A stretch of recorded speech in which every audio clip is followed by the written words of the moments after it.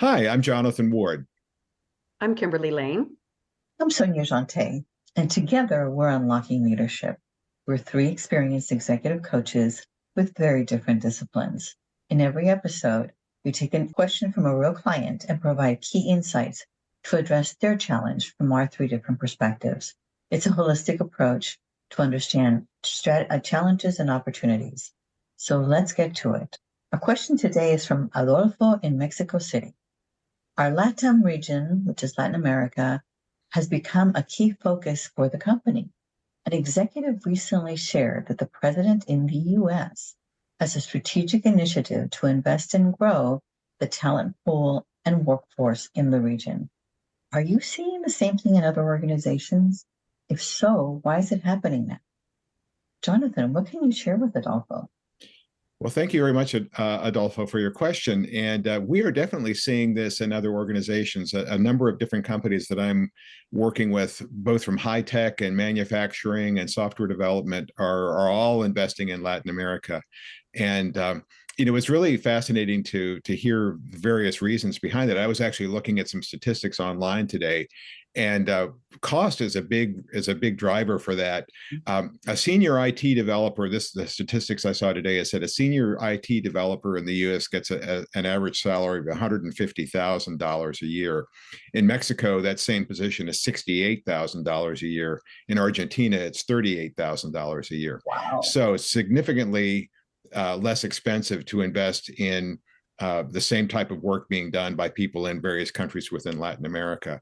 A good reason for doing this too is because a lot of these people come out, a lot of the junior workers come out of school learning English. It's part of the curriculum in most Latin American countries. So they're already good English speakers. You don't have the time zone differences that we used to see when we outsourced work to India and China from the US. Latin America is pretty close in time zone to the US.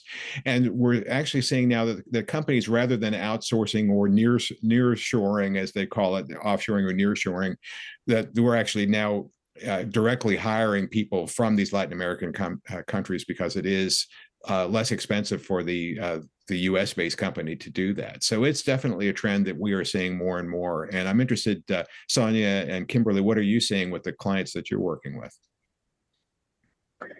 So I'm seeing I'm working with entertainment companies, engineering companies, and even companies that are brand new in different areas. And you're right. First of all, when I went to school there, the school that I went to, I had to take the high school and bachillerato. So you were taking both so that you were capable of being able to speak and be fluent in both languages. I think also, in terms of the way that we communicate, because there's so much technology that we use today, it just seems that you have more access to people in different regions, and it doesn't seem like they're that far away. One of the companies that I'm working with in the entertainment business, they've actually taken people that were residents here in the US that were of Mexican descent or other Latin American descent and had them transfer there to be, if you will, heading up the offices and working there to bring both the culture and the organizational culture there, but be able to, if you will, flourish and truly develop with all the talent and knowledge that exists there. And so I'm seeing, and there seems to be just more of an emphasis of really growing the career paths of people that are in LATAM because they are, passionate and they're interested in learning and developing. And so bringing a little bit of, it's like making a dish where you have like all the different ingredients and all the different ingredients can play together well. I think that that's what I'm seeing happening. What about you, Kimberly? What are you seeing? Yeah, I still predominantly see with my clients still kind of more the high tech software companies, just because the high tech and software, they tend to have more greater overhead from an IT perspective. So IT outsourcing tends to really be lucrative and saving them money.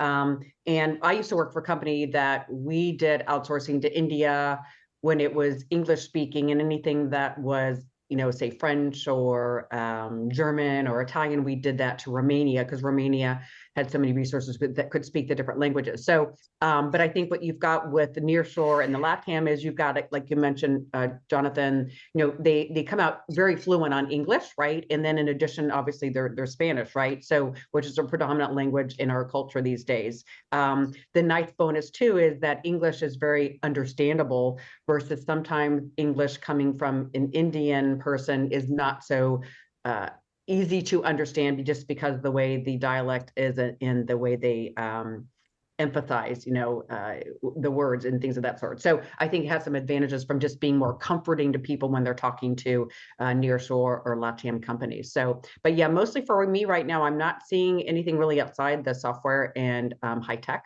But I think that, just given the time change is minimal versus India with 12.5 hour time difference, so I think, and they're highly educated so that I think they can easily adopt and learn new skills. So I see it's going to be growing over the future. I wouldn't doubt that. So. Yeah. I was just thinking of several clients that I worked with over the last couple of years that were having to travel a lot between U.S. This was in manufacturing, traveling between U.S. and Mexico, but they were significantly growing their Mexican workforce leadership competencies there, so that they saved themselves the expense of having to fly the U.S. Based leaders out there all the time too. That they become self-sustaining, and actually those people then are brought into the U.S. and help further diversify the company and make it a richer place to work, for a culturally richer place to work for the rest of the organization too. Yeah, it's a win-win all the way. I agree with you. Yeah. Any other thoughts? Not for me. Okay. Well, thank you, Adolfo, from Mexico City, for your question today. And we hope you and our viewers and listeners have a better understanding of why there is a focus on Latin American talent in the workforce now. To our listeners, if you like the content we shared today, please like this episode and also share and subscribe to our YouTube channel, Unlocking Leadership, AskTheCoaches.com. We look forward to reading your reviews. You can also find Unlocking Leadership Ask the Coaches on Apple Podcasts or on your favorite podcast platform. If you have a leadership question or would like to reach out to our coaches, please email us at info@unlockingleadership-askthecoaches.com. We'd love to hear from you. So thanks for joining us today, and tune in next time to find the keys to unlocking your best leadership.